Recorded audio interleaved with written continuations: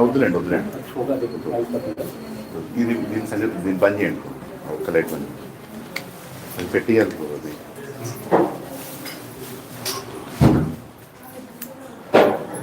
హరే కృష్ణ హరే కృష్ణ కృష్ణ కృష్ణ హరే హరే రామ హరే రామ రామ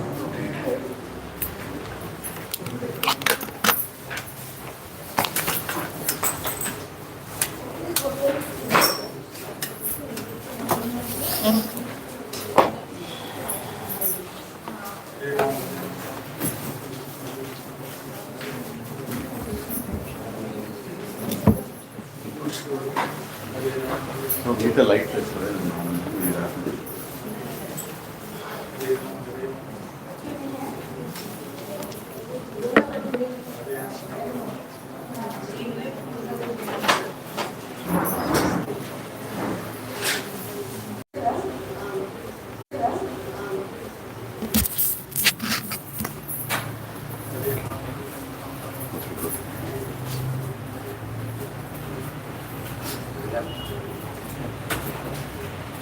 ఇదొద్దు ఇదొద్దు బ్రో ఇదొద్దు రికార్డింగ్కి ప్రాబ్లం ఉంది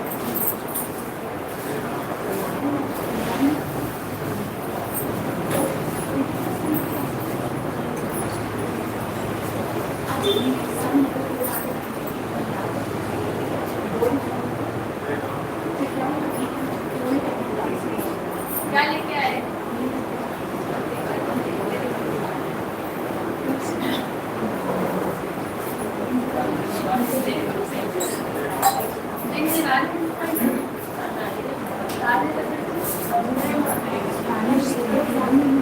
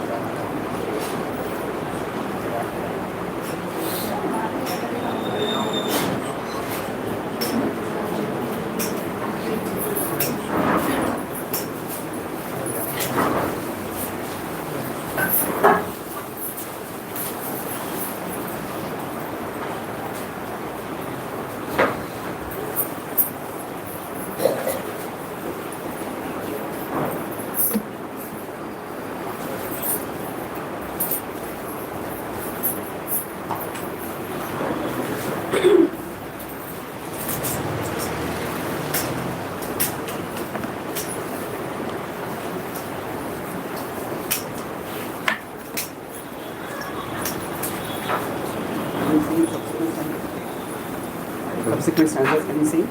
Subsequent? Stanzas for the song, you can sing. Oh yes. You can project it.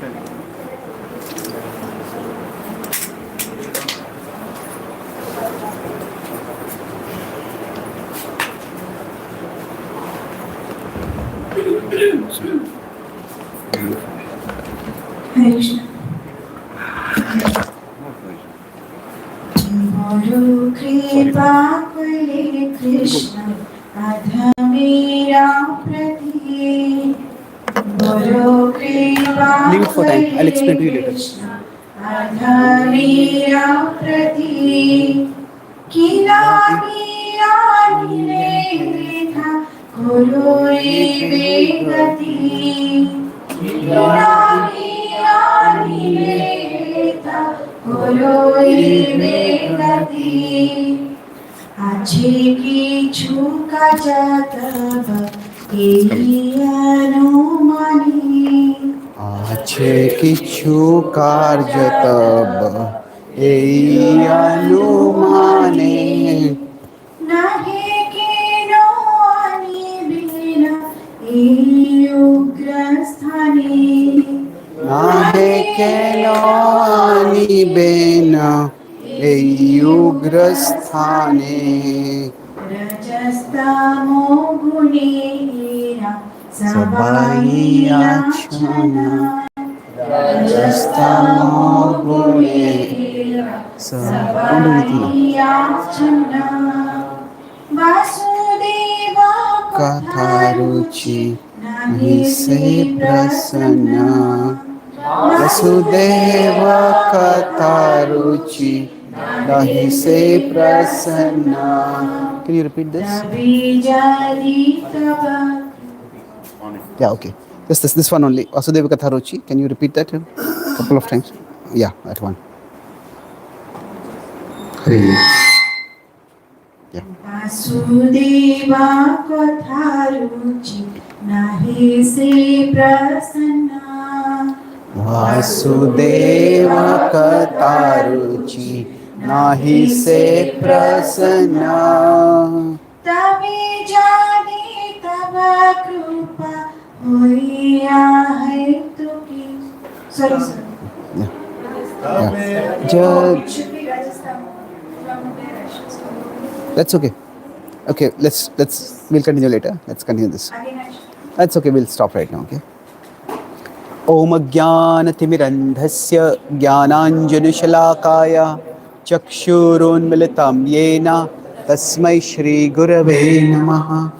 Nama Om Vishnupadaya Krishna Preshtaya Bhutale Shrimate Bhakti Vedanta Swami Iti Namine. Namaste Saraswati Deve Gauravani Pracharine निर्विशेष शून्यवादी पाश्चात्य देश तारिणे वांछा कल्पतरुभ्यश्च कृपा सिंधुभ्य एव च पतितानां पावनेभ्यो वैष्णवेभ्यो नमो नमः। जय श्री कृष्ण चैतन्य प्रभु नित्यानंद श्री अद्वैत गदाधार श्रीवासादि गौर भक्तवृंद। हरे कृष्णा कृष्णा कृष्णा हरे हरे, हरे Ram Ram Ram Hare Hare.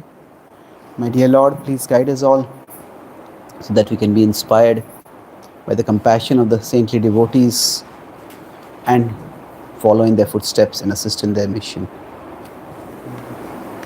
Hare Krishna. So let's start with this prayer. If you like, you can repeat after me. My dear Lord, lift my vision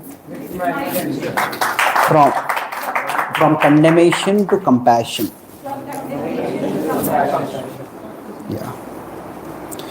So yesterday we did an overview of the prayer, and we started by talking about how we need to have a positive vision of the world. This world is like a hospital, and we are all both. We are patients who are being treated, and in some ways we are also doctors who are trying to offer the treatment. So we have this dual role in this world, that ultimately Krishna is, our vision of Krishna needs to positively inform our vision of people in the world. So often, yesterday night I was talking with one devotee. He's a young devotee from America, and he was very disturbed by Srila Prabhupada's use of certain words which can come off as very judgmental. Fools, rascals, less intelligent.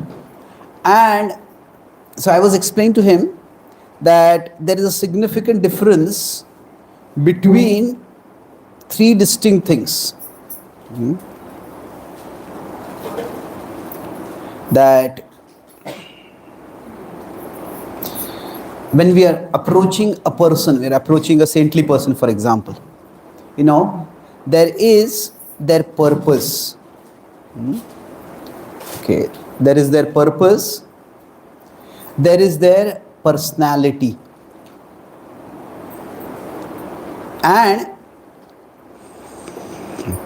then there is their language, their way, their words that they use, their vocabulary, their jargon, the way they specifically, their mode of expressing themselves. So now that's a function of their personality, but that's slightly different. Is any problem? Okay. So we could say there's personality, and then beyond that there is particular, their vocabulary, the kind of words that they use. So now if we consider, this is Srila Prabhupada in the presence of Krishna, offering prayers to Krishna. And in this entire series of verses, when he is contemplating the challenge of sharing Krishna Bhakti with people in the West, not once does he use the word, these people are so sinful, these people are so hellish. There's not even once that comes. In fact, the only time Prabhupada uses a strongly value judgmental word is for himself. Shudrami dinahina kono shakti nahi. That I am fallen, I am sinful, I have no strength at all. So it's very striking that in the prayer that Prabhupada is offering to the Lord, that the whole purpose of the prayer at one level is to be equipped, to be empowered, to elevate the people whom he is trying to reach out to. His vision of the people is not at all involving any negative judgmental vocabulary about them. So what happens over here is that with respect to his purpose is clearly compassion. It is not condemnation. These people are terrible people and let them suffer. So like sometimes there are people who are very self-righteous and they look at others down through their nose. You know, you feel now if somebody is short, it's very difficult to look down through your nose at them. But some people imagine that they are at a very high, great height and they're looking down at others. This was never Prabhupada's attitude. And we'll see that. So we will try to look at, as yesterday I said, we'll look at a positive and negative vision of the world. So positive and negative vision of this. So who would like to read this paragraph? First paragraph over here. Yes, please. Yeah, Mike. Hare Krishna. My dear Lord, this prayer reveals that Srila Prabhupada's earlier description of America as Ugrasthana, a terrible place, was not condemnation but compassion. His concern was never that America's material progress was bad, but that it diverted people from the immense spiritual joy of remembering and loving you. So, thank you. So he is diagnosing the problem. The first verse says that, Krishna, you have been very merciful to me, you have brought here, must have some purpose. Now, whatever is your purpose, I am ready to do it. But then, like I mentioned yesterday, one thing about how we don't know Krishna's plan. That when we don't know Krishna's plan, and our not knowing Krishna's plan is also part of Krishna's plan. You remember that? I talked about that, I give the example of the security agencies. So now we still have to do something. So yesterday, there are a couple of questions which I'll elaborate on today. That there's a question about faith and planning. Now, we will see here, Prabhupada, he is dependent on Krishna. And he will say that, make me dance, I just await your glance. That nachao, Prabhu nachao se mate.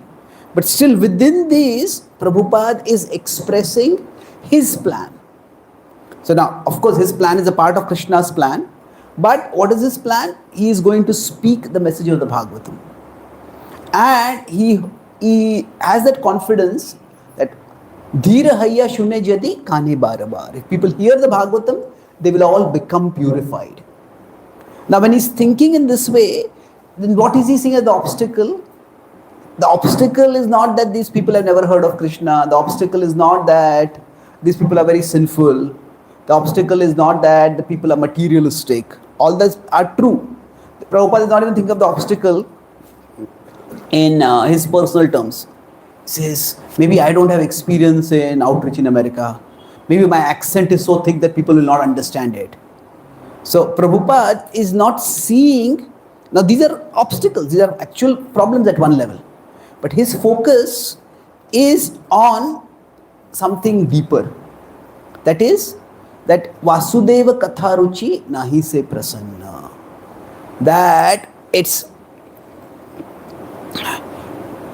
see, when wrong action is done, any kind of wrong action is done or being done, it can be seen in moral terms, or it can be seen in medical or clinical terms.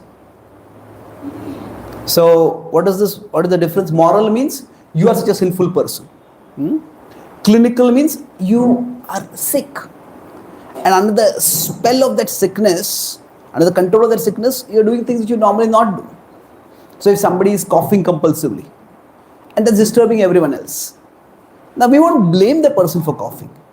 We may tell them, okay, if you're so sick, maybe you should not have come to a public place. You should be private, where you can be treated. So that is fair enough. But generally we don't attach blame to a person if they are behaving in a way that is clearly indicative of a disease. So now when Prabhupada is seeing here, Rajastamo gune era sabai achana. He's saying people are all covered by the modes of passion and ignorance. Now he could have very well said that, oh, these people are doing such sinful activities and that's why the modes have covered them. That would also be true. But his focus is on what? These people are covered by the modes of passion and ignorance. And then the result of the modes of passion and ignorance also, now sometimes we have this idea that passion and ignorance are bad modes. And we will talk about that. That he says the problem with them is that when we are covered by those modes, then Vasudeva Katharuchi Nahi Se Prasanna. That we will not have any taste for Vasudeva, for hearing about Krishna. If you see from this perspective, is Prabhupada seeing people from the moral perspective or the clinical perspective? Clinical perspective. He's saying that the modes of passion, Prabhupada also uses in the Bhagavatam, purports that the modes are like an infection. And then he talks about remembrance of Krishna as the means to counter the infection. So generally, now if we use the moral vision, it's very easy to go towards condemnation. That you are a sinful person and you are getting what you deserve, keep suffering. But when we see a clinical perspective, then there is a greater attitude of compassion over there. And when Prabhupada was asked that why are you preaching, he gave different answers at different times.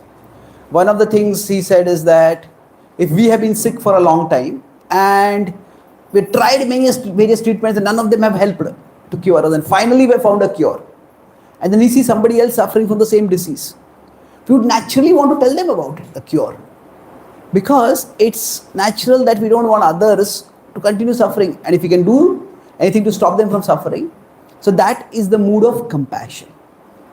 Now value judgment to some extent is required. So the point I was making to him, I told him about this particular song, this young man who was talking. I told him that, when we are looking at saintly people, what defines them as saints is not their vocabulary. It is not even their personality. Personality means that if we consider Bhaktivinoda Thakur and Bhaktisiddhanta Thakur, Bhaktivinoda Thakur was relatively more analytical, intellectual and non-confrontational. So Bhaktisiddhanta Thakur was also of course analytical and intellectual, but he was much more confrontational, broadly speaking. So the general, in terms of historical progression, the difference is phrased that Bhaktivinoda Thakur was more like a reformer and Bhaktisiddhanta Thakur was more like a revolutionary. Now what is the difference between a reformer and a revolutionary? Suppose somebody is staying in a house and that house has some problems. Maybe the roof is leaking over there, maybe the paint has got worn out, maybe the walls have become fragile, some of the foundation is decayed. Now a reformer will say, okay, let's fix that wall over there, fix that ceiling over there, then we'll fix this, then we'll fix this, we'll fix this. A revolutionary will come and say, blow up this whole house, we'll build a new house again. Now both approaches may be valid at different times. So now each acharya, even saintly people have their personality, and then their vocabulary is a product of their times. Their purpose is not a product of their times. Their purpose is timeless. It is, as Prabhupada says in the introduction to the Bhagavad Gita, that his purpose in writing the Bhagavad Gita is the same as the purpose of Krishna in descending to the world. So their purpose is timeless. So we could say the difference between purpose, personality, and so purpose is timeless and universal. Now personality is individual. Now as far as the vocabulary is concerned, it is more timely, it is contextual. So if we consider, Srila Prabhupada used words like cult. The cult of Sri Chaitanya Mahaprabhu is spreading all over the world. Now, if people ask us, are you a part of a cult? What would we say? No, we would say no, isn't it? The word cult has got a decidedly negative connotation nowadays. So cult is seen as a group of closed people who are completely indoctrinated, manipulated by some evil leader and disconnected from the world, often sometimes a threat to the world also. They're seen very negatively. During Srila Prabhupada's time, the word cult had a fairly positive connotation. Or not, if not positive, it is a neutral connotation. Cult is just a group of people. So there are many words like that, whose connotations change with time. So one of the most, you could say, graphic words is gay. Now 30, 40 years, if somebody says, I went to a gay party, just went into a cheerful party. But now if somebody says, I went to a gay party, okay. So it has a different meaning. So the meanings of words change with time. So Prabhupada's vocabulary, now during Prabhupada's time, the word rascal was actually almost like an affectionate word of reproach. You rascal, what are you doing? So it is not like a mother might say to a child, you mischievous child, you rascal. But now, without Prabhupada's intonation, with Prabhupada's voice, when we see it only written words, it comes out to be very negative. Similarly, Prabhupada may use the word less intelligent.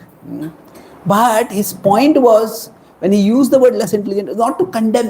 When Srila Prabhupada disciple told me that when he used the word that women are less intelligent, his point was not to minimize women. His point was that men should come forward and take responsibility. So it was that it is your responsibility to protect. So it was not so much a statement of judgment for putting someone down. It was for someone to take up a particular responsible role. So now we could debate specifically what Srila Prabhupada meant by particular words. And that is fair enough, but beyond that is his mission. So his mission, now there may seem to be very strong judgmental words or even condemnatory words. Many times what happens for us, if you consider following an acharya, what does it mean?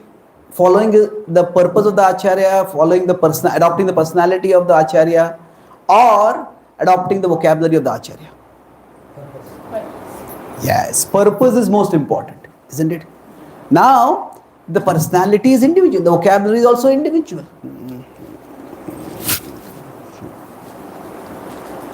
So I was in America and there was one senior Prabhupada disciple over there. No criticism, but it's just an observation. So he attended my class and he said, I have a simple criteria to know whether anybody is reading Prabhupada's books or not. So I said, what is it? He said, if the vocabulary that you use is different from Prabhupada's vocabulary, that means you are not reading Prabhupada's books. I said, and I told him, with all due respect, sometimes whenever you use the word with all due respect, what is going to come is not going to be very respectful. So I said, with all due respect, Prabhupada's vocabulary was very different from Bhaktisiddhanta Thakur's vocabulary. Would you say the same thing to Prabhupada then? So he was very upset by that. But then after that, there's another Prabhupada disciple, he was there. So he was saying that, actually, what you said is true. In fact, if we do not speak according to the language that people can connect with, then basically what will happen is, we will lose people. The Catholic Church has a whole committee of biblical scholars and linguists who retranslate the Bible every 25 years. That, okay, each word, this word may have changed its meaning. So what word do we use? What word do we use? Now, it's not that we have to follow the Catholic Church, but the point is there's a principle over there. We may use the same vocabulary and we may alienate people. Now, our personality, we all have our individual nature. And the principle of bhakti is not about imitating somebody's vocabulary or taking on somebody's personality. So was Prabhupada confrontational? Yes, he was. But the point was, Prabhupada was bringing people to Krishna. And Prabhupada did not start the International Society for spreading the English of 19th century or early 20th century. He started the society for Krishna consciousness. So Prabhupada basically started preaching in the 1930s. He studied it mostly in the 1910s. And much of his English was what he had learned at that time. And in fact, Prabhupada also pointed to this language when he was talking with devotee scientists. He said, you should speak the message of the scriptures in the language of the scientists. And then they will be able to understand it. So now, When Prabhupada is directly speaking to Krishna over here in a form of a prayer, it's remarkable, and I would say it's so significant that there is no value judgment at all. His focus is not on how sinful people are, how fallen people are. His focus is on that this is a disease. Now, there can be different doctors who may have different ways of speaking. If a patient is not taking medicine, some doctors may try to gently persuade. Some doctors may strongly chastise. Now, that's just the doctor's personality. Some people may say, I don't want to go to this doctor who is so blunt. And some people say, yeah, actually, I have to take the medicine, and I needed this kind of shock treatment before I got the treatment, before I take the treatment. So the personality is different from the purpose. And sometimes some people, unfortunately, cannot see beyond the personality. And they sometimes, now Prabhupada's personality also is very attractive. He was very powerful, very deeply saintly. And during his living presence, many people were attracted, millions of people were attracted to him. But now, across space and time, when his personality comes out to us through his books, and generally if a devotee feels sometimes troubled by some of Prabhupada's words or some of Prabhupada's social positions, and one of my recommendations is read Leela Amrit. There we will see the struggles and the sacrifices of Srila Prabhupada.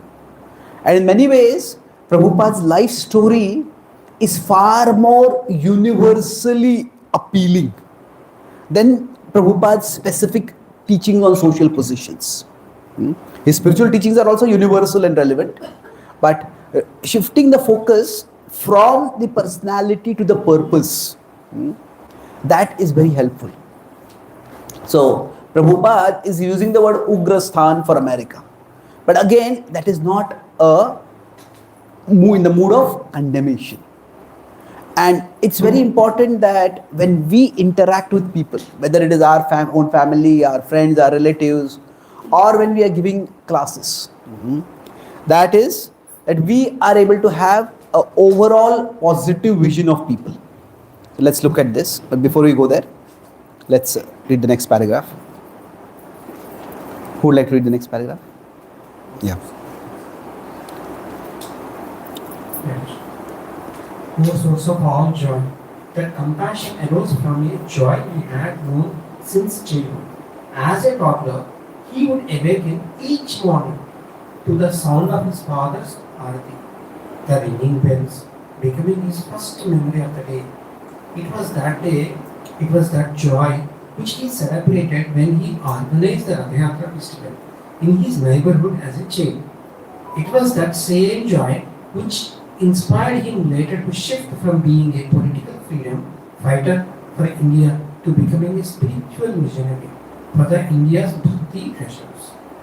Yes. So, Prabhupada, as for him, the joy of Bhakti is not just a theoretical conception. For him, it's a living experience. In fact, not just a living reality, it's his life's driving reality. And it is because of that, his whole life has been directed. Because of that experience of joy, because of wanting to share that joy with others, he is there now in America to share Krishna's mission. So when he is looking at people, his purpose is to share joy with others. And his concern is that people, because of the modes, will not be able to taste that joy. So yesterday we talked about the vision of the world. We can see that for outreach we can see it as Maya, or we can see it as Vishay, or we can see it as Vibhuti. And so now here with respect to people, now we can see them as sinful, misdirected, or we can see them as potentially spiritual.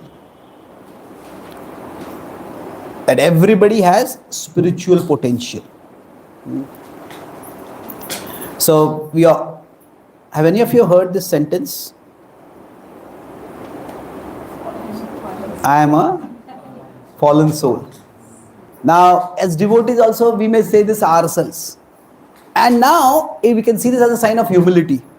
But sometimes what happens is, the fallen becomes so big that the soul is forgotten. That instead of I am a fallen soul, it becomes I am fallen. So it's important to understand that fallen is a designation of the body mind machine. Just like we say don't be attached to the body, because we are not our body, we are souls. So that just as being a male, being a female, being Indian, being middle-aged, being upper middle class or this or that, all these are temporary designations. So fallen is also a temporary designation. And if we focus too much on the fact that we are fallen, then we become discouraged. We start beating down ourselves for the way we are. We forget that we are souls. So basically, as devotees, we need to have a positive vision of ourselves, that I am a part of Krishna. That now, of course, I am a part of Krishna and I am meant to serve Krishna, that is true, but I am a part of Krishna. So the fallen should not become too big. What should be? It should be that the soul is what is big. I may be fallen, but I am a soul. So when Srila Prabhupada went to America, he could have seen these people as being extremely sinful. In fact, one way of phrasing it is that it was a regulative principle for them to break all regulative principles. That was just the norm of life for them. So, in such a situation, Prabhupada could have seen so many wrongs in the people. But what he saw was that now everybody is a soul, but he saw that they also have a spark of spiritual interest. And he focused on that spark of spiritual interest. So now, a negative vision would be they're sinful, positive vision is that they're spiritual. They're all souls, they're all spiritual beings. Now, a realistic vision is that a balanced, a healthy vision in between would be that we see people based on their spiritual receptivity. That everybody is potentially spiritual, but how receptive are they to spirituality? It's like there is an area where there is gold underground. Now the word gold digger has got a very negative connotation. But the point is that if there is gold underground, now the gold can be dug, it can be excavated. But if it is somebody else's territory, then they have to agree to the digging of the gold. So it's like somebody has land and say suppose there's agricultural land. And below the agriculture there is something more precious. Maybe there is oil, maybe there is gold, maybe there are some rare earth minerals. And they have to agree to the excavation.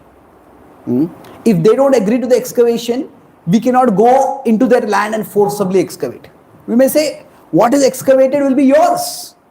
We will have some profit sharing arrangement that you will get good money out of it. You will be wealthier than what you are right now. But we cannot force it.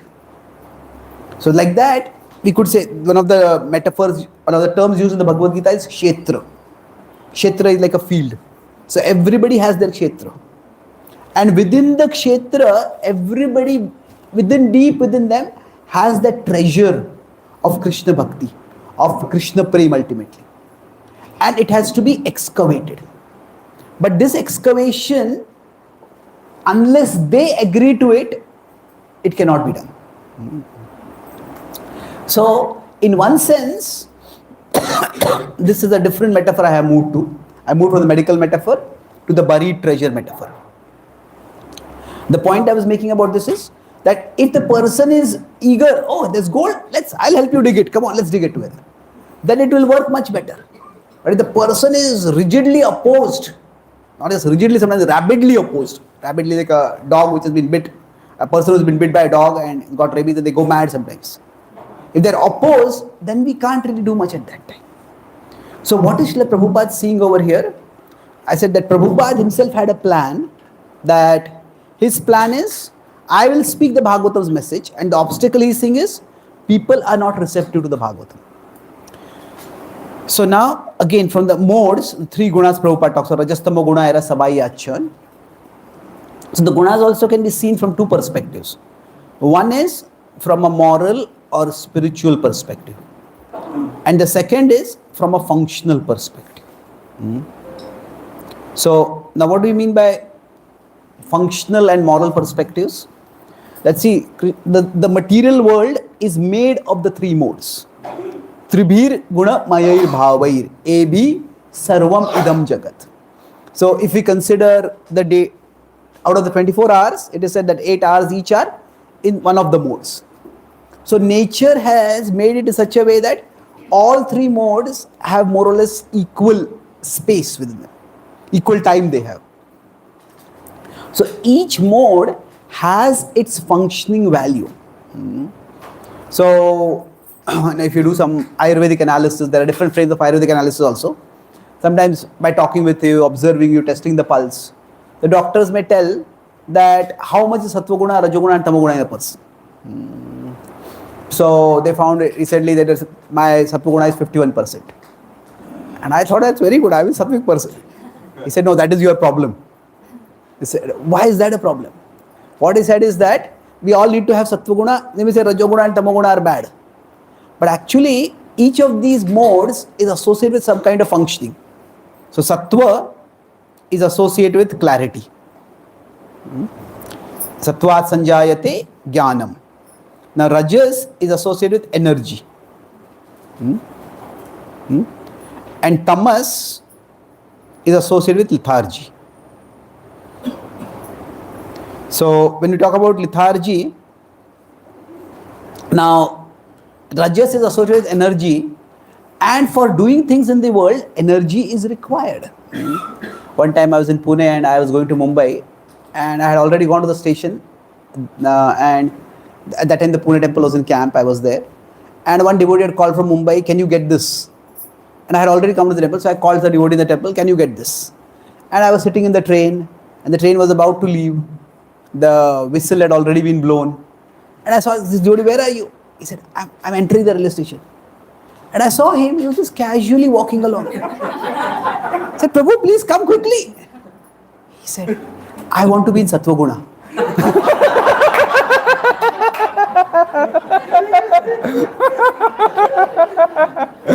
Now, yes, it's good to be in Sattva Guna, but the point is we have to do things in the world, and sometimes some things need to be done fast, isn't it?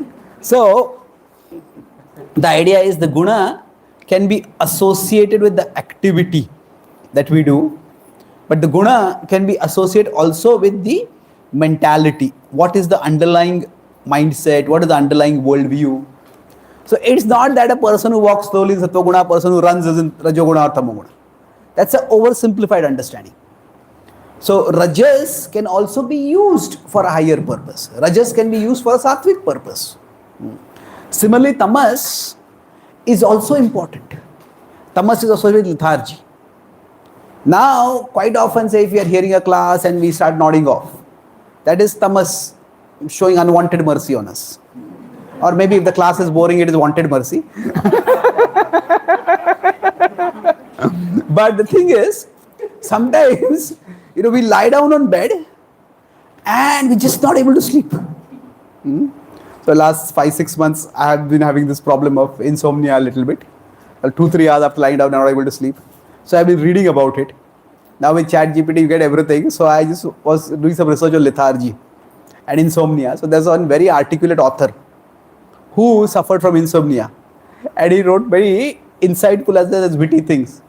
He said, my bed became that magical place where as soon as I got on it, I would remember all the things I had not done throughout the day.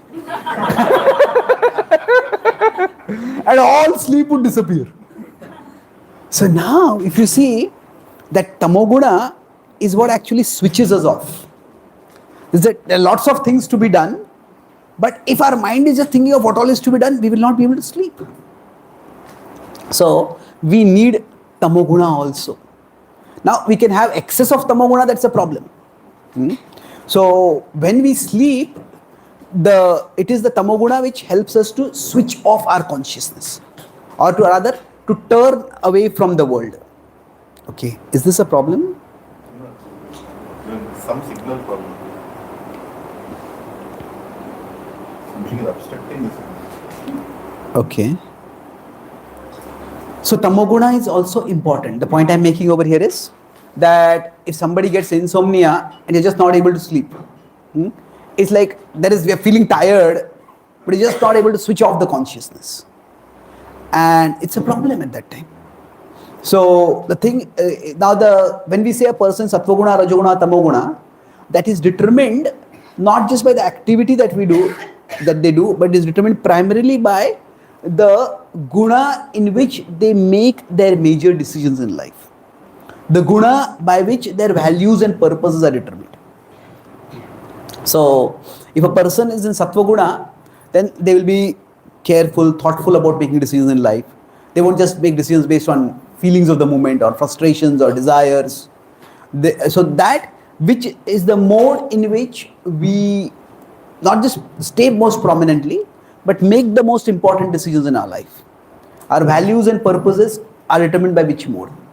So that will determine the mode which defines us. So from a functional perspective, all three gunas are required. Now from a moral perspective, it is that Rajoguna will push us towards a lot of energy and a lot of activity, and we may not think enough. The Tamoguna, we may just become passive and apathetic and irresponsible. So in that sense, Sattva-guna is better from a moral perspective. Now from a bhakti perspective, what happens?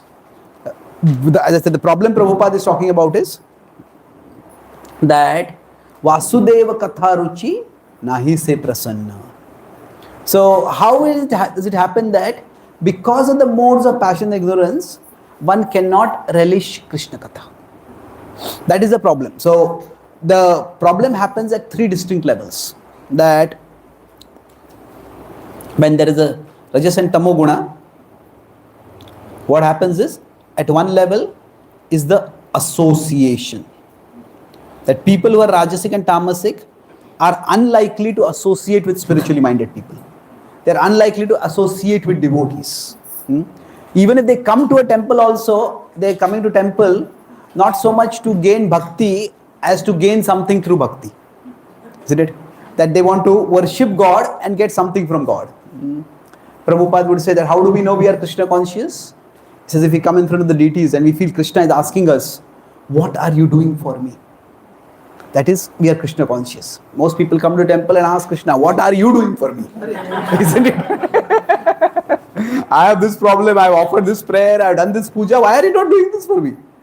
So the association of devotees is what a person is unlikely to have. Now beyond the association, another result of the mode of passion and ignorance is that we are all driven by certain inclinations within us. The association is more external, inclination is more internal. So the inclination, we could say, is more at the level of the mind. Association is more external. We have certain inclinations. So a Rajasic person may be inclined towards wealth, a Tamasic person may be inclined towards alcohol. Now, because of that, the consciousness gets misdirected. Bhogaishwarya prasaktanam taya apaharita chetasam. So internally also, the consciousness just doesn't go towards Krishna for very long. And most problematically is, also from internal perspective, is their own definition. That the definition of happiness that they have, that is itself very different. And the definition is at the level of the intelligence. See, sometimes we may understand something is good, but we don't feel like doing it. But sometimes we don't even think something is good. Like say 1 or 2 generations before, most people considered doing something pious, going to a temple, as a good thing to do. Maybe I don't want to do it, but it is considered a good thing to do. But many people, they consider it itself to be an old-fashioned thing. An old-fashioned, not in the sense of traditional and good, but outdated. They think of it as something as a waste of time, a waste of, even there's a Prime Minister of India previously who said that, the temples are a colossal waste of money and energy. And so the industry should be the temples of India. So there is the definition of success itself, definition of happiness itself changes. And then that becomes an intellectual obstacle. So Rajas and Tamoguna, they also bring their own definitions of happiness. So like an alcoholic who thinks that, okay, my alcoholism is bad, I want to give it up, that's one thing. But alcoholic who thinks that alcohol is good, it is just that we have not found the right way. You know, that people consuming alcohol is like become a big chemical business. People have found what can you drink before taking alcohol and what can you take after taking alcohol so that you don't get a hangover. And that way you try to escape the results. We cannot escape, but people try to do that. So the point is that they're this is not wrong. It's not definition wise it's wrong. It's just that, do we have this hand mic? Maybe I can use that only.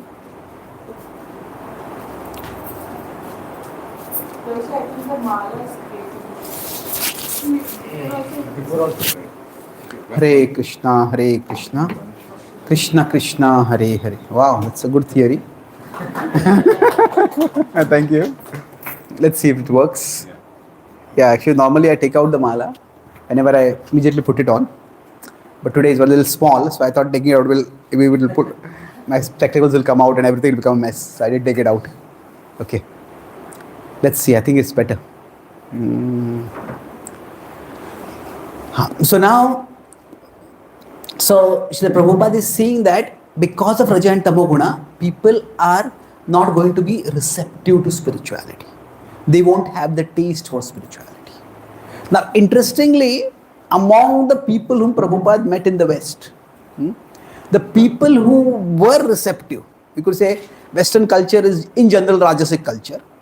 Tamoguna is there, but if there is too much Tamoguna, people basically become dysfunctional. You know, even for the material functioning of society, Rajoguna is required. So often the people who were Rajasic, they did not become interested in spirituality. It is the people who were Tamasic in one sense, they became interested in spirituality. I'll have to qualify that statement. It is not that people were Tamasic, they were living in Tamoguna, but their mentality itself was not Tamasic. They had rebelled against society in their search for spirituality, and they had also been misled into believing that taking drugs will make them spiritual. So again, that activity and mentality. So mentality was not exactly tamasic. The mentality was they wanted to look for something beyond the world. But the path that they had taken was very much off. So when this happened, I said that Prabhupada's vision was a vision of compassion. And with that vision of compassion, when he functioned. So let's look at this last paragraph and then we'll continue.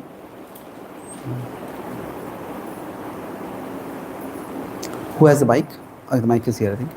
O Lord, who grants conviction, Srila Prabhupada is fully convinced that no joy even remotely compares with the joy of loving you. Grant me a fraction of his conviction that I may accept the gift of divine love he offers and share it with others, not by guilting them for their ignorance, not by judging them for their blindness, but by gently guiding them towards your light. Yes. So, what was Srila Prabhupada's approach when he went to the West? Obviously, at that time, the people there were far more, if you want to use the word sinful, far more sinful than what we were. What we might ourselves have been, or the kind of people we might encounter mostly in our outreach today. So, he was not overall in a mode of condemnation. It would just have alienated people. But that did not happen. So, when we want to look at people positively. So, one last point I'll make, and then we will have some question answers. The idea of outreach is that, say, if I am here and the other person is here, this could be a family member, this could be a colleague, this could be a relative, or this could be just a person coming for a program. Now, it's not that in every way we are higher than others, just in the case of spiritual knowledge and maybe spiritual practices. We are at a level higher than others. Now, when we interact with people, there are 4 possibilities. What we want to do is, we lift them up. This is the best possibility. Now, the worst possibility is that they pull us down.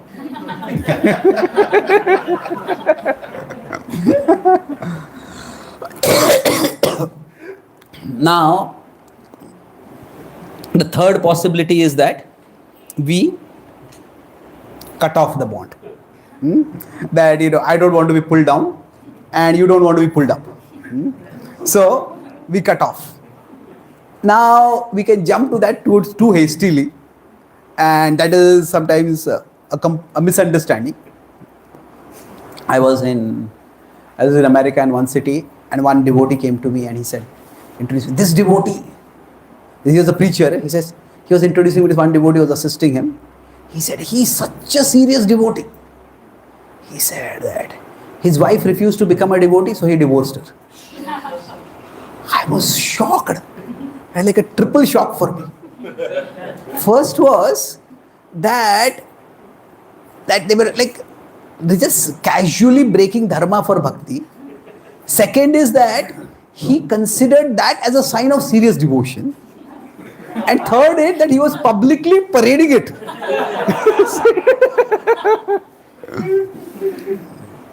So I told him, Prabhu, if it had been a child,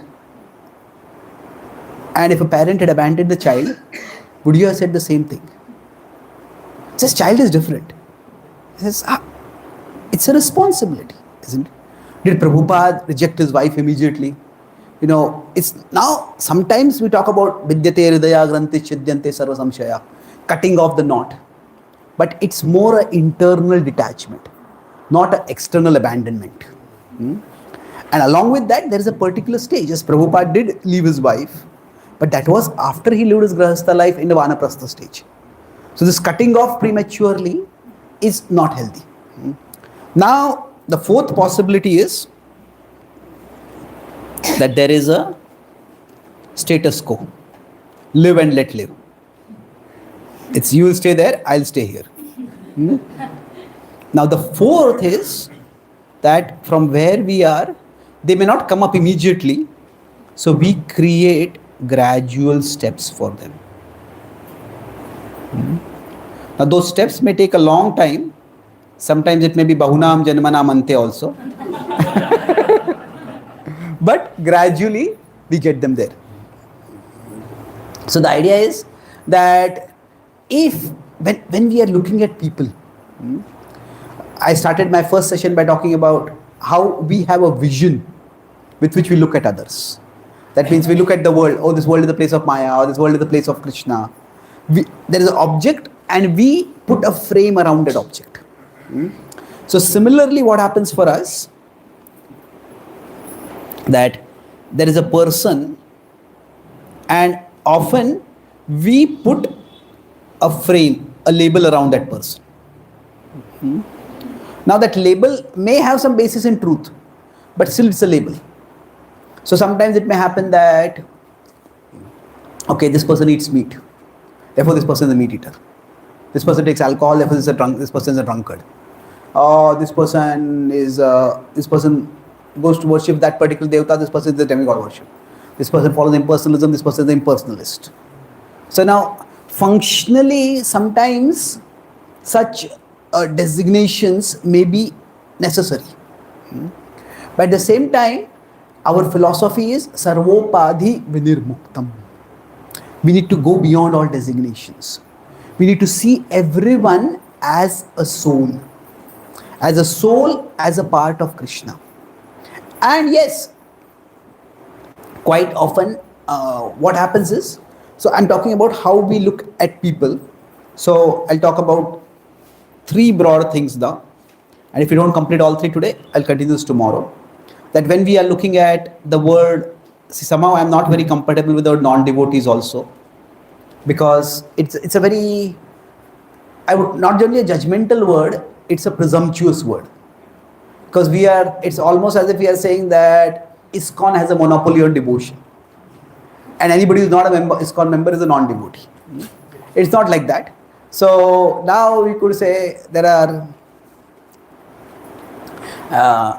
some like I started by talking about vocabulary.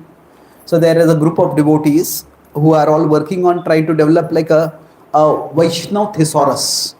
Thesaurus is a book of synonyms. So for many common words that we use, what would be more culturally attuned words? So for example, instead of preaching, we can use outreach. Now for preacher, there is no such word right now as outreacher. So I'm outreacher. So there's no word like that. There's of course a website where you can submit new words, and then there's a polling done, and if many sufficient people support that word, then it gets included in the dictionary. That also happens. English is a democratic language. So now the thing is that there are different devotees are coming up with different words. But as of now, for non-devotee, we can use non-practitioner. But then they may be practicing something else. They're not practicing our part, but we cannot call them non-practitioners. So we may use the word outsiders. But outsiders sounds like too much like you're putting them outside. So there is no good word for it. But let's say that there are people whom we normally call as non-devotees. So the non-devotees can be, they three categories broadly, many, but we talk about what are the four categories of people who don't come to Krishna. Krishna says? No, those who don't come. Don't come. Name dushkritu Mudha Asuram Bhavamashita Maya Aparita Jnana. So these four categories of people, thank you. So what does it mean?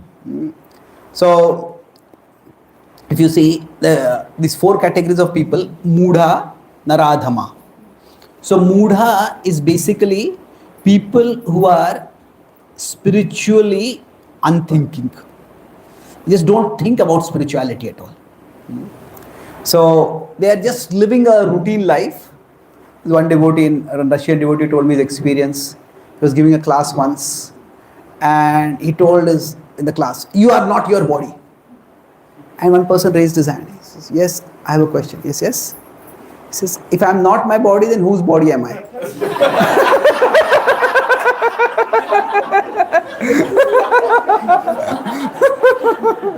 So the idea that I have something other than the body was so difficult to comprehend.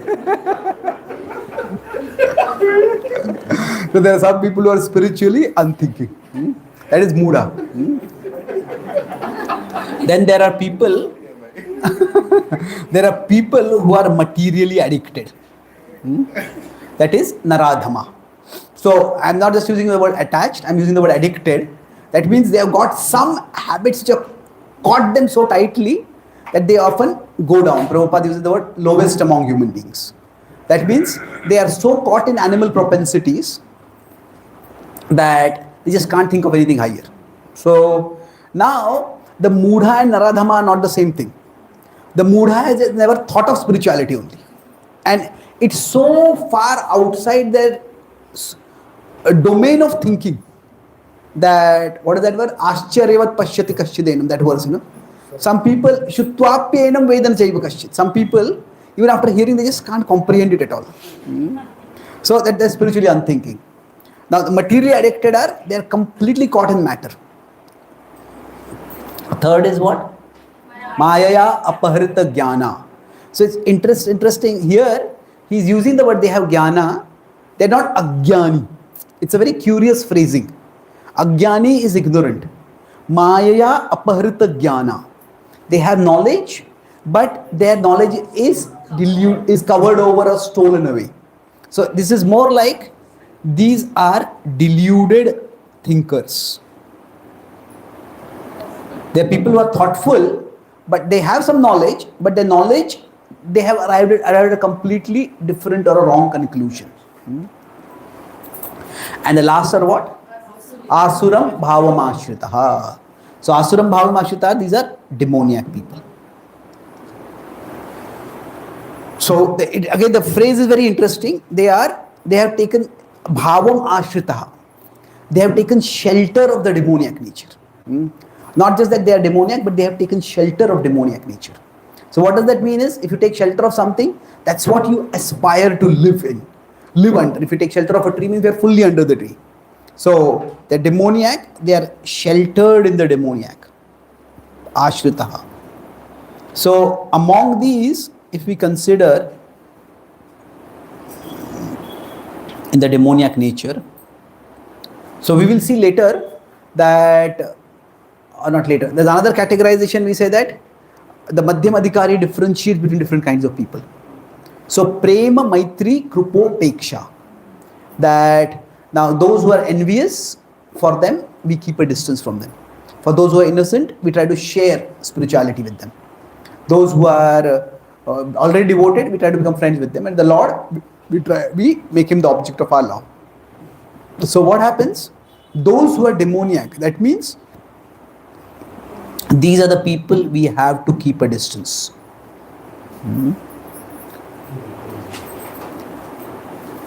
Now it's interesting the way Krishna is using this phrase, that he's saying those who are sheltered in the demoniac. What that means is, not just that they are demoniac people, but they actively propagate that. If you're taking shelter of something, you want to share that with others. You want to tell that to others. So there are atheists and there are antitheists. Antitheists are people who are aggressive atheists. There's a prominent atheist in the world. I mean, he's considered one of the top atheists in the world. So in fact, there is an award named after him. So every year, the person who writes the best book on atheism, he gives that award to them. And it's considered a big honor. So he said that among all the ideas that the human mind has come up with, there is no idea as toxic as the idea of God. So now his idea is that, first of all, God is not an idea, God is a reality. But God is the idea, and God is the most toxic idea that the human mind has come up with. So now, so the idea is that some people are aggressively atheistic. Aggressively atheistic, aggressively anti-devotional. And such people, it's like, this going back to the earlier category, if we spend time with them, they will pull us down. They'll drag us down completely. Now people can drag us down in two ways. One is, we might just be filled with materialistic desires, or they may drag us down through the doubts that they create, the misconceptions that they create. So desires act at the level of the mind, doubts and misconceptions act at the level of the intelligence. That's why I talked about these two things. Where was this? The association, inclination and definition.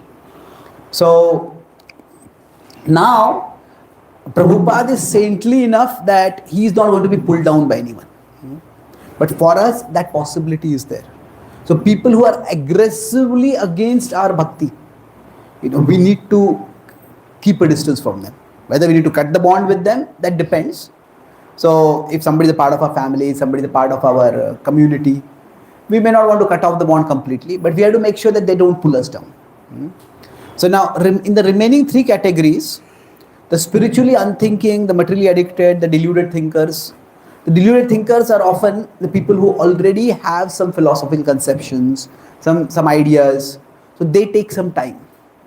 It's not that they won't take up, but it will take some time for them. Quite often, when we are trying to share Krishna Bhakti, if a person has too many questions, then what may happen is this person is. I remember I was traveling with one devotee preacher, and his one young boy in a college student was asking a lot of questions, and his devotee answered the question and answered the question. After that, finally, when we were leaving, he told me he knows too much to be helped. He knows too much to be helped. What does it mean? That we have knowledge, but that knowledge is filled with misconceptions, and if somebody is not ready to even resolve them, is not ready to consider alternative perspectives, then they can't be helped. But not many people are like that. Some people are very attached to their worldviews, but not many are. So now those who are spiritually unthinking and those who are materially addicted, there's 4 categories we talk about. Those who are materially addicted, sometimes whatever they are addicted to, they have to get a shock in that. And once they get a shock, then they'll become over to something higher. If the spiritually unthinking people, they are just going on through the routine life, sometime or the other life gives a shock treatment to them. What is life all about? So broadly, when we go to the other category over here now, okay, at this point, how many people have questions? 1, 2, 3, 4. Okay.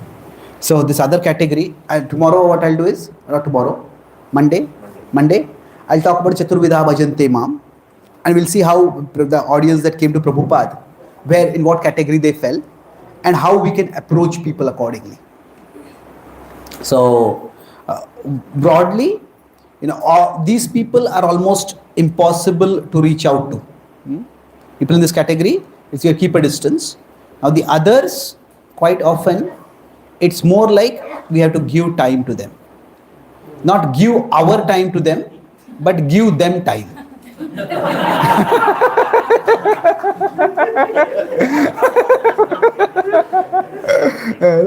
Giving our time will not help very much, because they will simply think we are pushing them. But give them time means that as they go through life, they'll get some experiences and they will themselves learn. So we'll talk about these categories and further in the next session. But let me summarize what we discussed. Today we talk about the vision of the outreach vision of people, how it can be, and this is the vision I'll elaborate on. So first, we started by talking about how, with respect to Srila Prabhupada, there is his purpose, which is universal. Then there is his personality, which is an individual, which is a bit confrontational. But then there is his vocabulary, which was to a large extent shaped by his times, and that might offend some people today. So the purpose, if you see, the purpose is compassion. Now we need to focus on the purpose. Sometimes in the personality and the vocabulary, we might feel something that seems like condemnation. But that is not the essence of who he was. So, and how do we know it's compassion? Here we see in Prabhupada's prayers, there is not a single condemnatory word over here.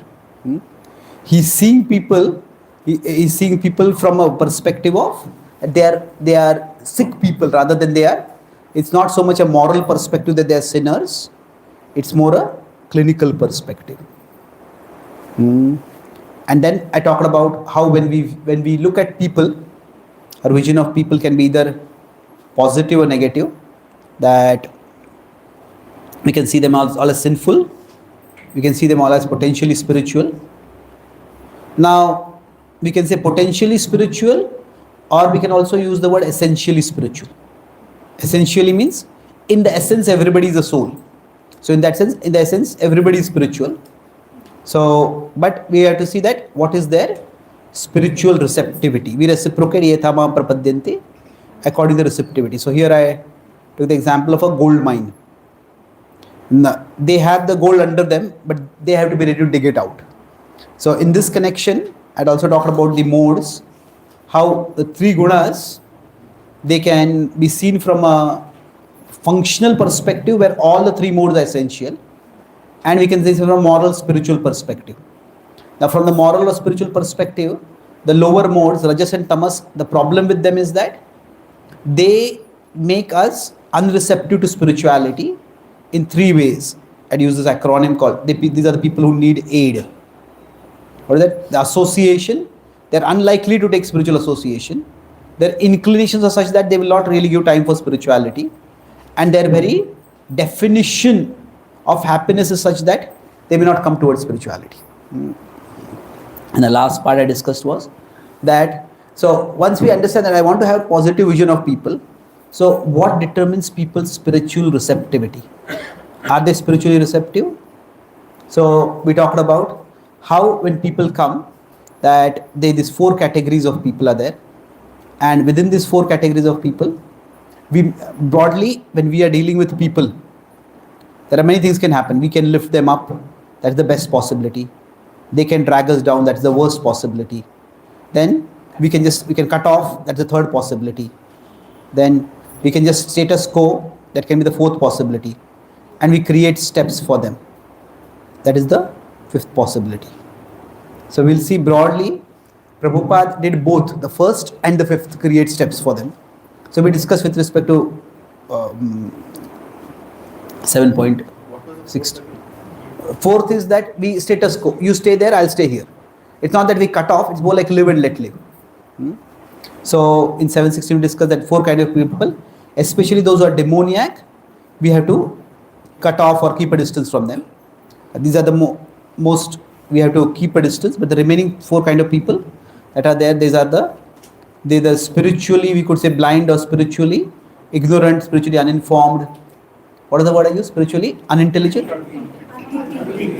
Unthinking, yeah, sorry. Unthinking, they don't think about spirituality at all, that they are materially addicted. And then there are the deluded, intellectually deluded, we can say. So now each of these often they're not necessarily demoniac, but they need time. So we give them time, not give them our time. We will feel like we are wasting our time with them. But let them go through life and they will themselves become receptive with the passage of time. Thank you very much. Hare Krishna.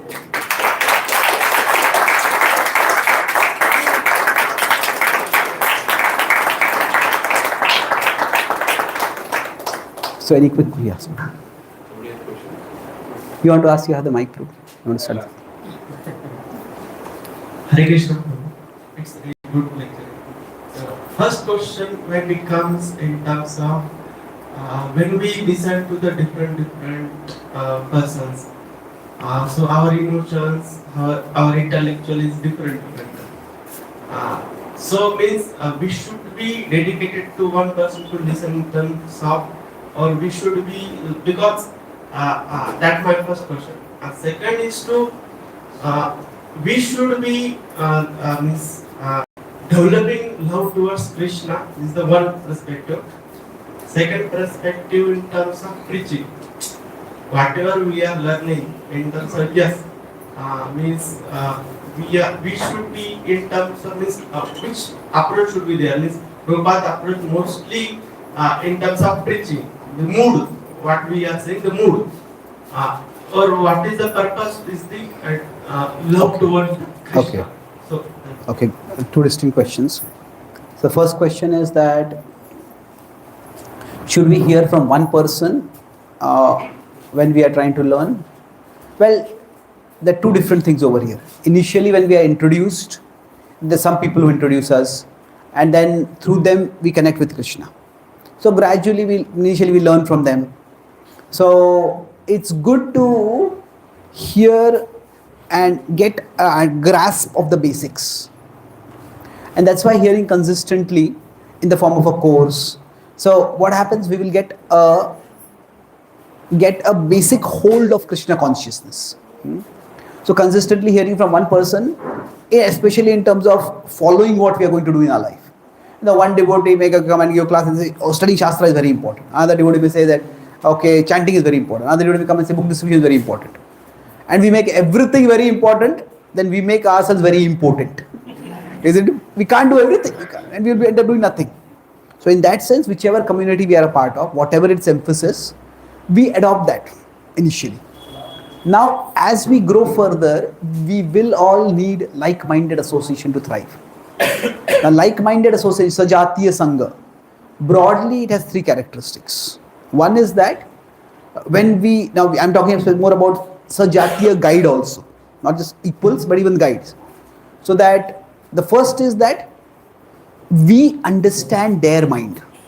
That means when they give classes, they answer questions, it makes sense to us. The second is they understand our mind. That means if we raise some doubt, we make some objection, they don't immediately label and condemn us. They understand where we are coming from. Okay, this is what you're thinking. And third is that they help us to understand our mind. You're thinking like this is where your doubt is coming from, and you thought about this, but you've not thought about this. So they help us understand our mind. So eventually we need at least 1 or 2 like-minded devotees. Without that, it will be very difficult to flourish in bhakti. So now, how we find that like-minded devotee, that depends. So whether the devotee who brought us to bhakti will be the same person who is like-minded for us in the long run, that may change.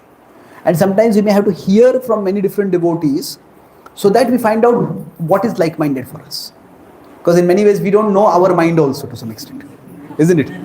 So now like-minded does not mean that we become like our mind, isn't it? Our mind can be materialistic, it can be short-sighted, but overall we are talking about we have a particular way of thinking and we can't completely change that. Some people are more rational, some people are more relational, some people are more physically active, some people are more introspective. So you can't completely change that, and we don't have to change that. Okay? Now the second question is that should we focus on developing love for Krishna, or should we do what Prabhupada focus on, say, preaching? I don't think the two are completely unrelated. See, each of us, we should be doing things which draw our heart toward Krishna.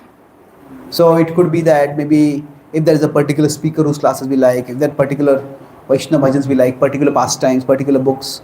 So we need to nourish, among all the activities that we do, something that nourishes our attraction toward Krishna needs to be done on a regular basis. At the same time, we'll find that if we focus too much on that, see, Krishna consciousness is not meant to be, Krishna consciousness is not meant for hiding from reality. It is meant for us, to guiding us to reality. Isn't it? So hiding from reality means, oh, life has this problem, that problem, just forget everything, chant Hare Krishna. Well, we still have to live in the world, isn't it? We have to deal with the challenges of the world. So we can get some shelter in Krishna consciousness, but eventually after getting shelter, we need to re-emerge. So love for Krishna doesn't come simply that. Love can come from attraction. Oh, I hear this pastime, I like this pastime, I become attracted by it. That's good if you have already some attraction. But love for Krishna also comes through purification. And purification comes by Krishna's mercy. And Krishna's mercy comes not just when we do the things we like to do, but Krishna's mercy also comes when we do service. So what is very dear to Krishna is, Krishna says, nobody is as dear to me as one who shares this message with others. Tasman manusheshu kaschin me priyakruttama. He says that nobody in future will also be as dear to me. Bhavita chaname tasman anya priyataro bhuvi. So Prabhupada is very dear to Krishna, and if we assist Srila Prabhupada, we will also become dear to Prabhupada and to Krishna. So that's why, yes, we want to develop love for Krishna, but love for Krishna comes by both ways. One is for doing the things for which we already have attraction for Krishna. So you may say, I like kirtans, I like katha, I like deity worship.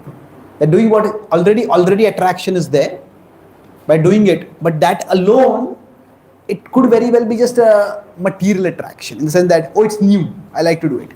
After some time, it may fade out also. It may be our material inclination, so it may not fade out also. But is it really connecting us with Krishna? No. Somebody just has an artistic tendency, they like to do art. They do beautiful art. But for them, whether they're doing Krishna art or some mundane art, it makes no difference. They just like to do art. So how much is the Krishna connection developing through that? It may be, it may not be. So the idea is that we also need purification. Purification means that this is where we do whatever is required. We do service. Whatever is the part of Srila Prabhupada's mission. And that's where preaching is also important. Okay? Thank you. Any other questions? Maybe a couple of questions we'll take and then stop. Yes, please. Hare Krishna. So my question is related to guna, what you told, three gunas and both all are needed. So my question is related to guna and varna. So one system. So are they related? For example, that whether Kshatriya should have the Rajas guna more. So that kind of any relation is there. Definitely. Varna and guna. So when I talk about gunas in functional terms, then is it that particular varanas have particular gunas more? Yes, of course. See, Kshatriyas definitely need far more rajas than Brahmanas. Now, if somebody has a lot of rajas, they will not be able to do Brahmanical activity for too long. Sitting, studying, researching, analyzing, writing, all this requires a lot of sattva guna. See, even those who are in Rajoguna may also be to scholars to some extent. They may be great speakers. But for them, it is more that speaking or even studying Studying is a tool for doing. For Brahmanas, studying is a tool for understanding. Brahmanas are more Jnanendriya centered. Kshatriyas are more Karmendriya centered. So it's more observing and understanding versus doing, executing, getting others to do things. So definitely Kshatriyas will need more Rajoguna. And now, yes, Vaishyas and Shudras. When you say Tamoguna is more, that does not necessarily mean the lethargy is more. Tamoguna, Shudras also have to work over there. But the idea is that their spiritual inclination, their philosophical receptivity will be much lesser than others. And in many ways, Shudras, see, people who are Tamoguna, their inner compass is weak. So it's very difficult for them to regulate themselves. And that's why there are, in some ways, the legal rules for Kshatriyas, for Shudras are quite a lot. Yesterday I was giving class, I was talking about how there are external restraints or external boundaries for this culture and there is law. So generally in the traditional Vedic culture, the Brahmanas were not punished even if they would do wrong. But for them the restraint came through culture itself. That means the way you live as a Brahmana, if you do something unclean, wash your hands, you do this, do this, do this. So through the culture itself, the boundaries and restraint came. And they had enough of a conscience to accept those boundaries. The Vaishyas are those who do not themselves accept boundaries. Society has to set some boundaries for them. But overall, everybody, if the society is guided by Brahmana and Kshatriyas, then some level of sattva will come in the overall direction of society. Okay? Thank you. Hare Krishna, Prabhuji. Please answer my humble obeisances. Prabhuji, my question is related to yesterday's session. There is a transcendental consciousness and practical consciousness graph. So we have modes allocated to each of the quadrants. So in Bhagavad Gita, Lord Krishna instructs Arjuna to rise above 3 modes. So how do we correlate that? Okay, so when Krishna says rise above 3 modes, and I was talking about practical consciousness yesterday. See, as I said, the modes, we could say, look at them in terms of action, or we could look at them in terms of motivation. So the action itself, like even a sattvic person will have to sleep. But for a sattvic person, the most important part of the day is where they study, they reflect, they do some sattvic activity. For a tamasic person, that part of the day they look forward to is when I can sleep. Or when I can drink and forget everything else. So in one sense, sattva, rajas, tamas is defined by the motivation. But from the functionality perspective, everybody will have all the 3 modes. So with Krishna is saying, if you look at the places where Krishna talks about going beyond the modes, Traigunya Vishaya Veda Nistraigunya Bhava Arjuna Nirdvandvo Nitya Sattvaso Niryoga Kshematvan. So what is he talking about over there? He's talking more in terms of inner motivation. The previous verse was Vyavasayatmika Buddhi Ekeha Kurunandana. So he is talking about your motivation, let it be one and let it be transcendental. That's not previous verse, that's 2.41, this is 246. So 245, 45 I think. Then after that comes Karmanyavadikasya comes soon after that. So the idea is that when Krishna is talking about Nistraigunyo, it is more in terms of the motivation. Let the motivation for living and acting not come from the 3 modes. In 3 modes, the motivation, Sattva, I want knowledge. I want to get a sense of superiority over others that I get through knowledge. In Rajoguna, the driving motivation could be power, it could be prestige. For Tamoguna, it could just be avoidance, lethargy, avoidance. So don't let the motivation come from the driving motivation. Let them come from modes. Okay. Thank you.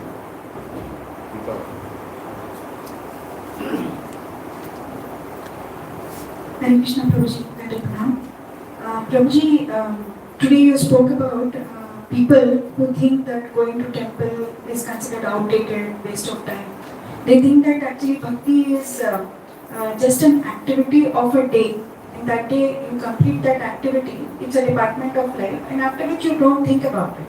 That was how it is appeared. At least in India, you know that okay, it can be done, but it's not the purpose of your life. It's just a part of your life, a department, like how you do office work. So, in the outreach program, I'm assuming that these people come under the spiritually unthinking category because they are not out and out, they are not atheistic, demoniac, or anything like that. I'm assuming they are spiritually unthinking. In the outreach, we can still ignore them, give them time. What happens when such people are there in your own family who are not, we are functioning on a different plane, where we are thinking that bhakti is the purpose of our life, and within which we are trying to adjust the material activities in such a way that this becomes like, I tell my family that this is my primary job and everything else is my part-time job. So that's how I function. I don't tell them outright, this is how I think. I tell them in palatable ways, but they are not able to make sense of this. How can this be everything? It's such a waste of time. I mean, you don't have any purpose in life or what types. Have no motivation to achieve something big or anything like that. All you keep doing is only this. So what do we do? We give them time means permanently all through their life. I am seeing that they will be taking time only. And there will never be an intersection of point where they will understand our point of view and give us that respect. And we know that they are not able to think this way. It's not their fault. They have not come to understand this concept itself. I'm not able to understand how exactly to make peace with the situation and what should be our approach in such a case. Because it is only considering, the more we involve in this, they are thinking we are ignoring them and we are being arrogant with our approach. So what do we do in such cases? Sorry for... Thank you. Years are passing, but I'm not able to make sense. Thank you. Thank you for that very sincere question. So, I'll quickly rephrase the question that if we have a family who see bhakti as one part of life, they are not interested in that part themselves, but they still think of it as one part. For us, bhakti is our entire life, and that mismatch of conceptions is coming, and they don't seem to be at all changing or becoming any more receptive, and they think that we are wasting our time. They don't. My care is only about when they are thinking that this can't be your whole purpose of life. So they may not be stopping us, but they do object to our prioritizing it. So that we are wasting time, we are being foolish. Yeah. So that how could we make this our entire life? That they question our prioritizing it so much. Yeah. Welcome to ISKCON.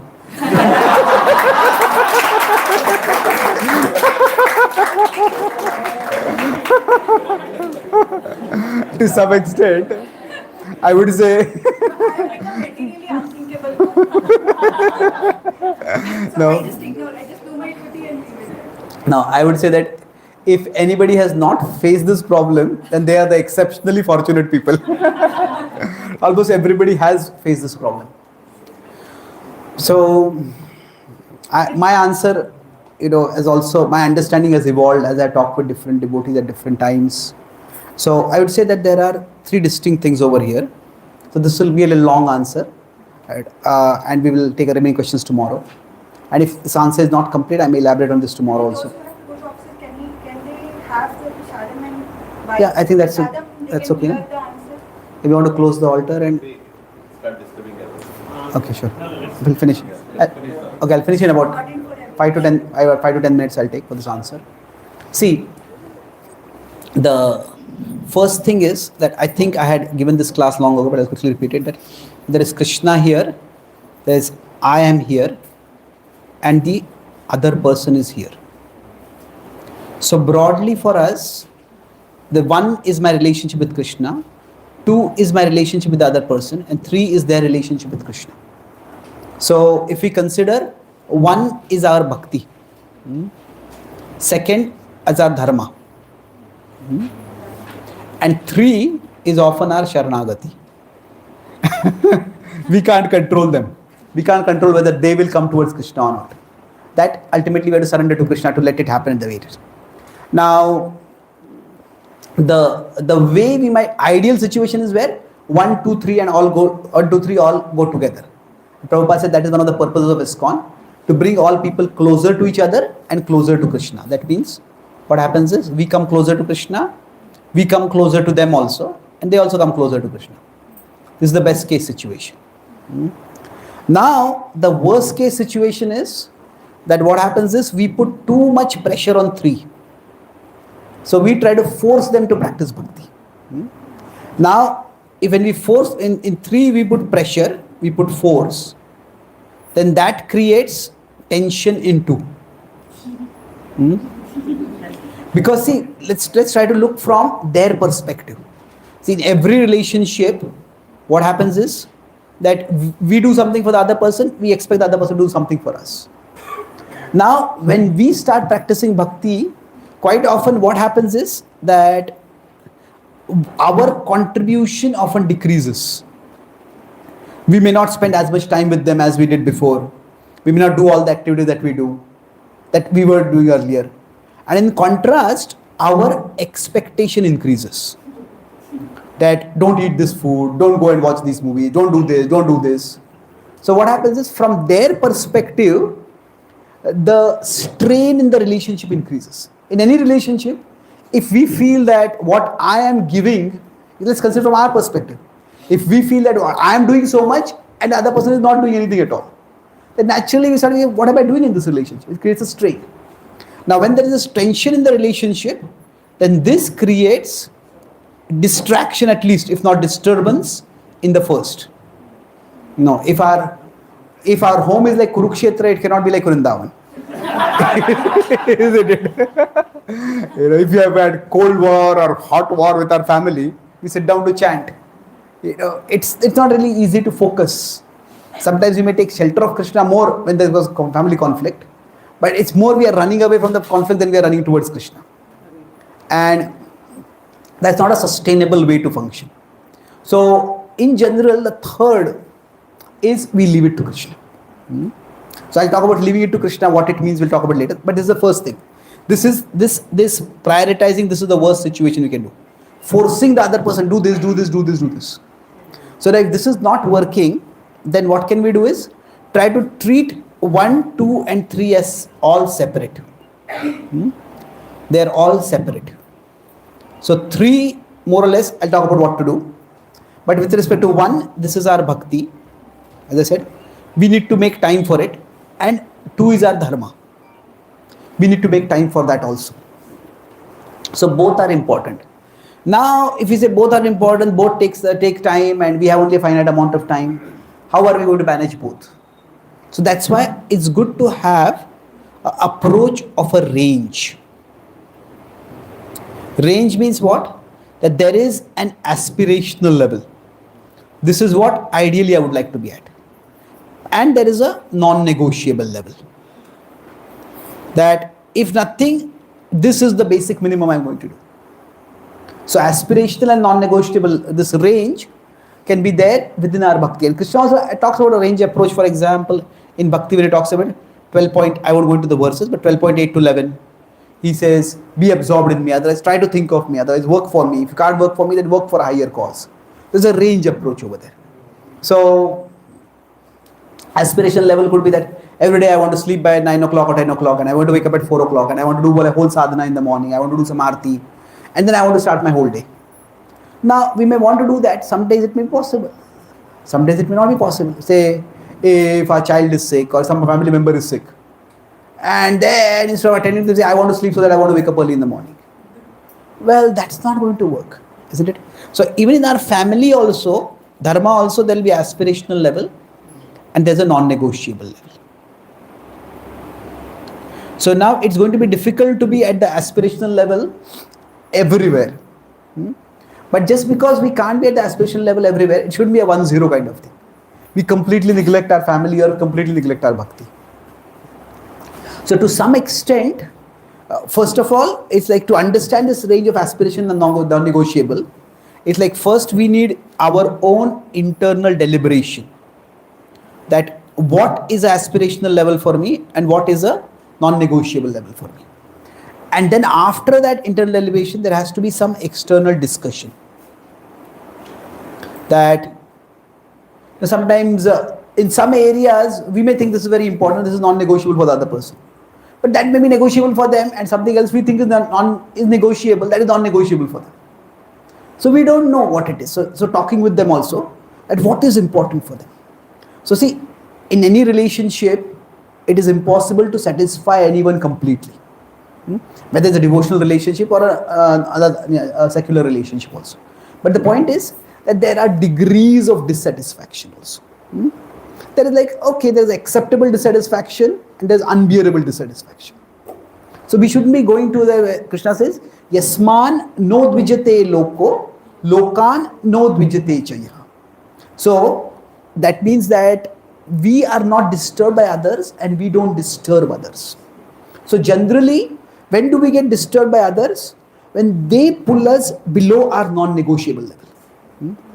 When say, if somebody says, come to this party and eat meat. So, no, I'm not going to do that. No. What kind of friend are you if you don't eat meat? No. So there's a non-negotiable level over there. So we get disturbed when we are pulled down below the non-negotiable level. But if we make everything non-negotiable, then it can be a problem that we cannot.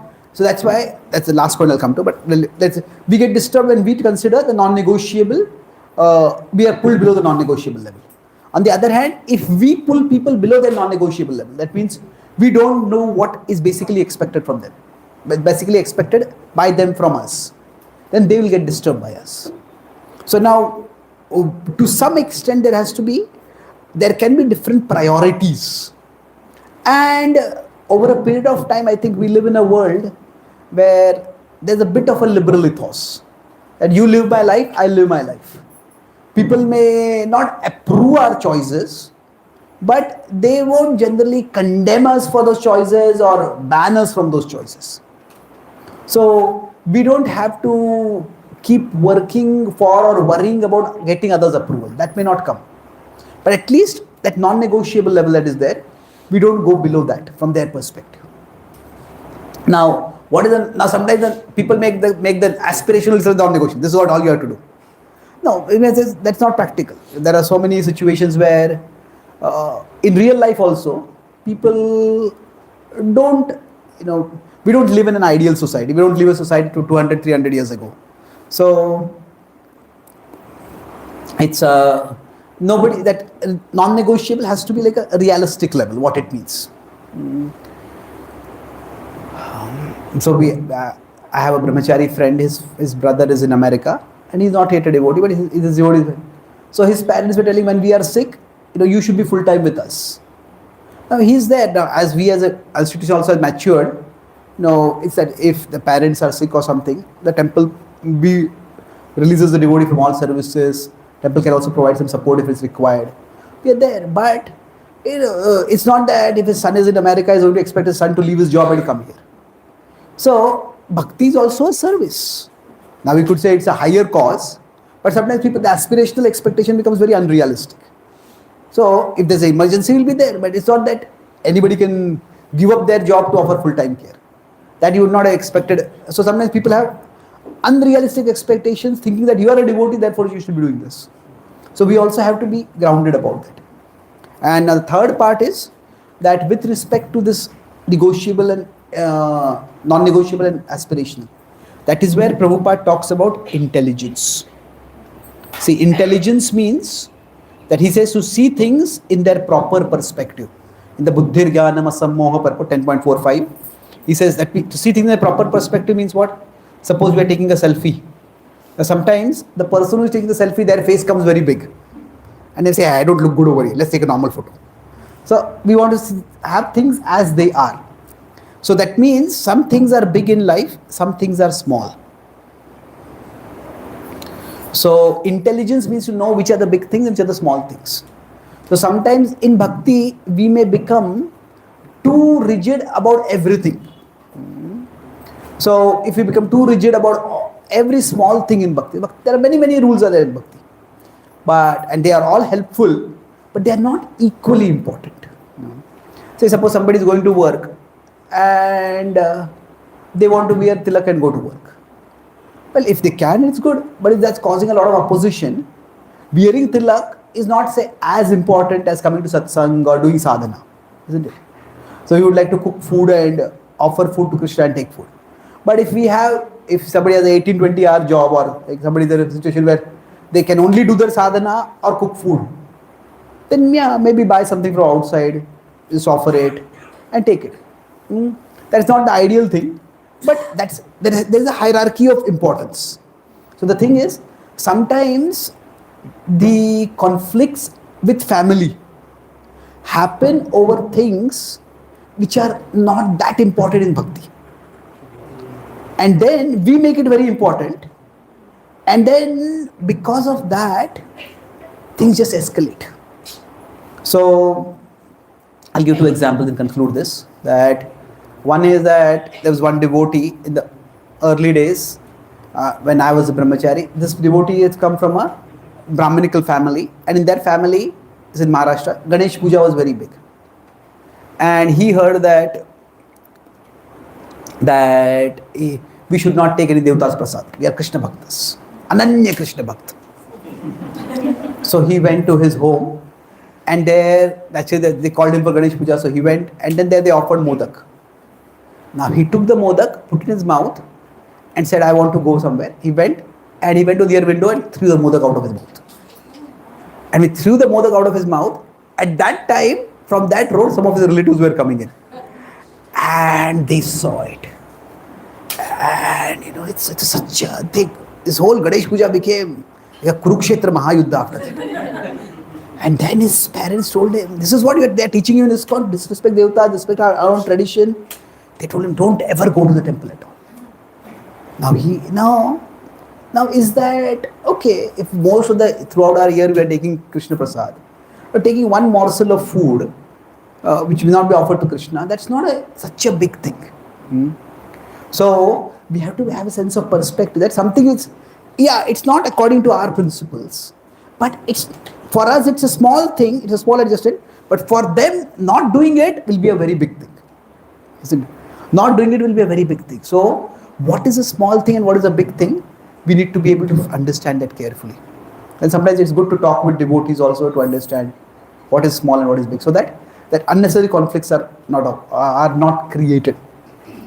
So if somebody is eating meat in our family also, now we may say, okay, that these are the vessels I'm using for cooking bhoga for Krishna, you don't use these vessels.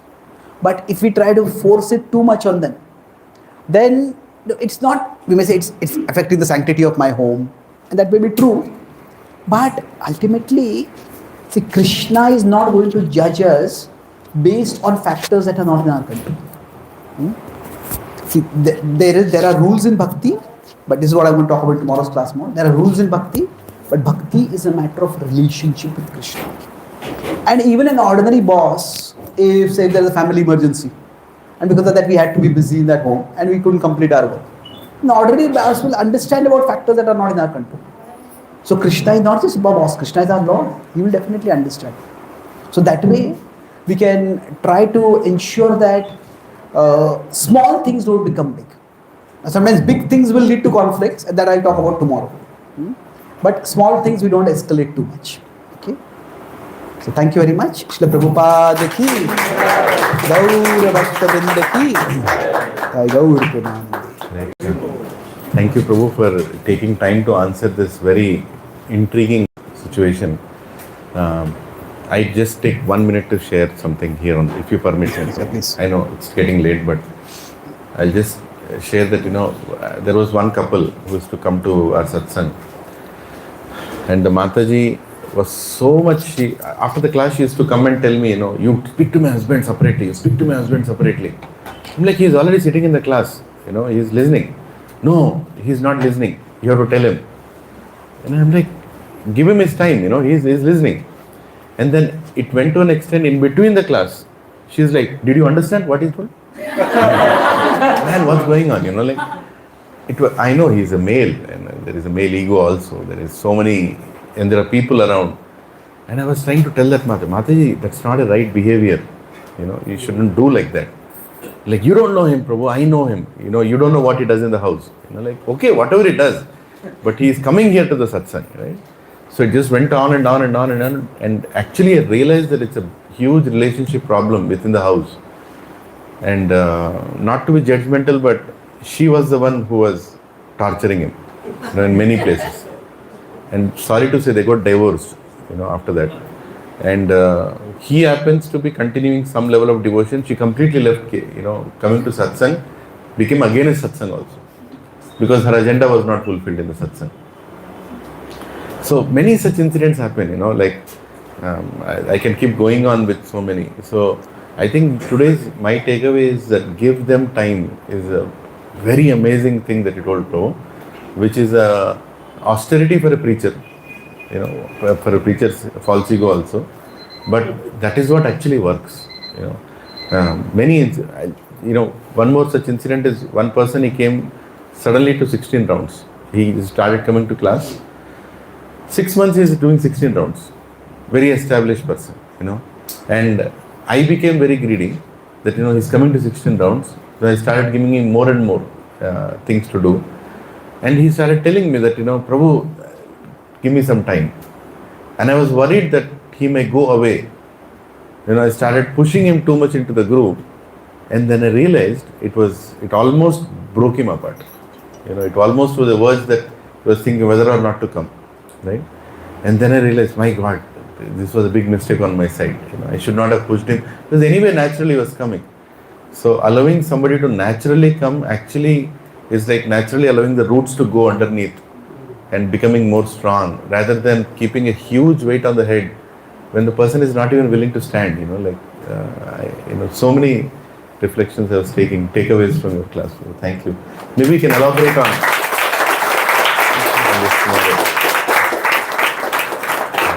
Have you ever had a class on spiritual bypassing? Spiritual bypassing? No. No? Okay. Okay. Spiritual bypassing is like, you use God to stay away from God. Oh my God. I'll explain what that means. That is, that it's like you said, religion becomes an excuse for dodging the responsibility or the challenge that may also come in our life from God's plan. Tomorrow, day after, one of the next sessions, I'll talk about that then. We should do that session, it will be very helpful. Yeah, and Prabhuji and Mataji, so tomorrow is Nityananda Trayadashi.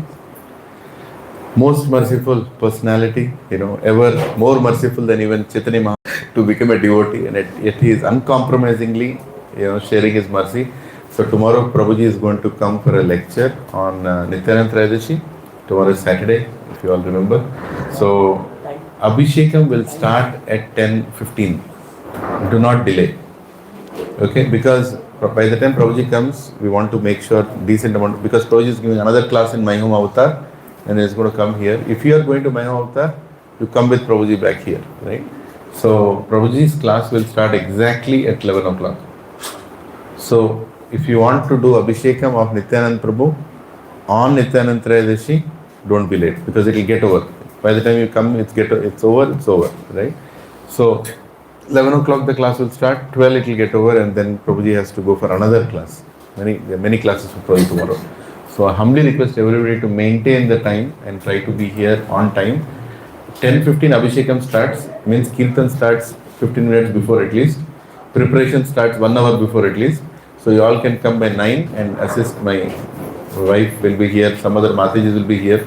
Try to come early, and you can contact her for any services in terms of garlands or Abhishek, right? And you all can make something for Nityanand Prabhu. Please make, if you all can endeavor a chapanbo, 5 items each, dry items, you can make it today and bring it tomorrow. Hare Krishna, Krishna Krishna, Hare Hare, Hare Ram, Ram, Hare Hare. So there are books that Prabhuji has got here for signing. You can take them. If you have not taken them, you can also gift them to your friends. There is a nice Telugu book in Ramayana. You can gift it to all your family members and give them their time. Very good. Hare Krishna.